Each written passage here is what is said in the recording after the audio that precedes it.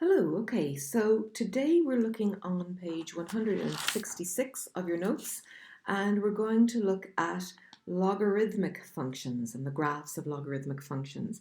Now, the main thing to remember is that logs are the opposite of indices, the opposite of exponents.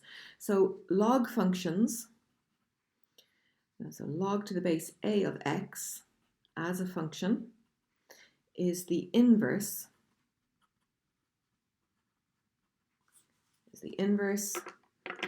of a to the power of x, f of x equal to a to the power of x. They're the opposites. And what does that look like when we graph them? Well, you'll remember that the graph of an exponential function, for positive values of x, it always starts at 1, because anything to the power of 0 is 1, and then it gets big really, really quickly. And when you have minus values for x, it comes infinitely close to the x-axis, but it never reaches it. So we have an asymptote here, a line that it never reaches. And then the log function is the mirror image of it, where the mirror is the line through the origin, a diagonal line through the origin, a line with a slope of 1.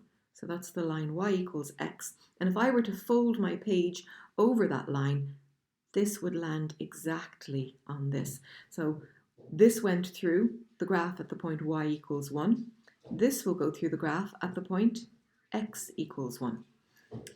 Okay, that's fine so long as the base, my base power here, is not a fraction, okay, bigger than 1. So when a is bigger than 1, this is the kind of graph picture that I get. Okay, what happens when a is a fraction? When a is a value, for example, a equal to a half. So I have something like a half to the power of x. So this might be 2 to the power of x. And I also have, that's my f of x, and then my log function will be log to the base of a half of x. And that would be my g of x function.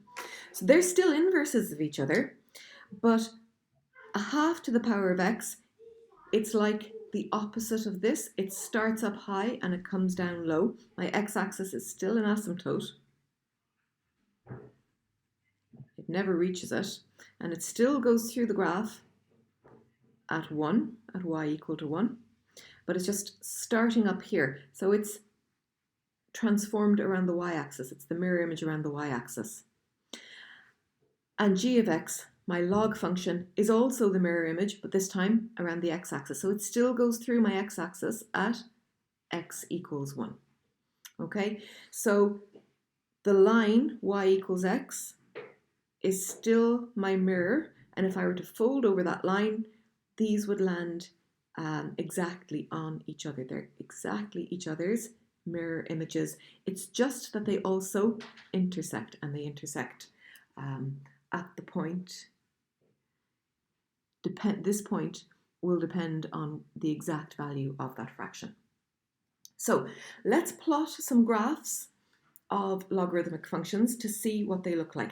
Now, it's always useful when you're plotting graphs like this to know what you expect it to look like. So we're asked to plot this graph, and they gave us a domain. They gave us a list of inputs, and when they do that, we're going to do an input-output table. Also, we have an idea of what this graph should look like. We know that it should be going through my x-axis at x equals 1, and that the y-axis is an asymptote, and then it's going to come up like this. Okay, so let's start by doing our input-output table. My inputs, or my x value, down the side here, will be 0.5, 1, 2, 4, 8, and 16. And my output, my y values, will be log to the base 2 of each of those. So I'm going to do log to the base 2 of 0.5. And how do we do that? Just use the calculator. So in the Casio calculator, it's up here. It's in a slightly different place on the Sharp calculator, but make sure you can find it. Press that and you've got a blank space for the base and a blank space for what you're finding the log of. So we're doing log to the base 2 and 0.5. And that is -1, -1. So we write that into our output, -1. The next thing we want, and we can just leave our calculator set up, log to the base 2 of 1. And that's 0, which is exactly what we were expecting because I told you it goes through the x-axis at x equals 1. Log to the base 2 of 2 is 1. And logarithmic functions increase really slowly. Log to the base 2 of 4. It's useful to use powers of 2 because we're going to the base 2. So that's 2. Log to the base 2 of 8. That's 3. And log to the base 2 of 16. And that is 4. So you'll notice 2 to the power of -1 is a half. 2 to the power of 0 is 1. 2 to the power of 1 is 2. 2 to the power of 2 is 4. 2 to the power of 3 is 8. And 2 to the power of 4 is 16. So logs, of course, are the opposite of powers. They undo powers. If I want to graph this, so I need to draw my axis, and my x values will go, they'll all be positive. They're going from half as far as 16.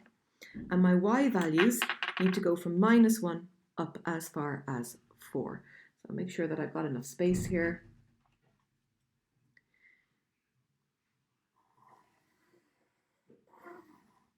I don't need any negative x values, but I do need to go as far as 16. So do 1, 2, 3, 4, 5, 6, 7, 8, 9, 10, 11, 12, 13, 14, 15. No, that won't do. We'll just go in ones then. You don't have to use the same scale for your x and your y axes when you want to put in the most amount of space possible. So this will be 1, 2, 3, 4, 5, 6, 7, 8, 9, 10, 11, 12, 13, 14, 15, 16. I didn't have quite enough space to fit the whole thing. And my y values, you can go in jumps of 2 for this. 1, 2, 3, 4, and a -1, -2. So let's plot my points. When x is a half, y is -1. That's down here at the halfway point. When x is 1, y is 0. So like I said, I go through the x-axis there. When x is 2, I'm at the point 1. When x is 4, I'm at the point 2.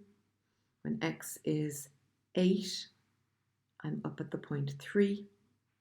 When x is 16, I'm up at the point 4. So is that following the shape that I expected?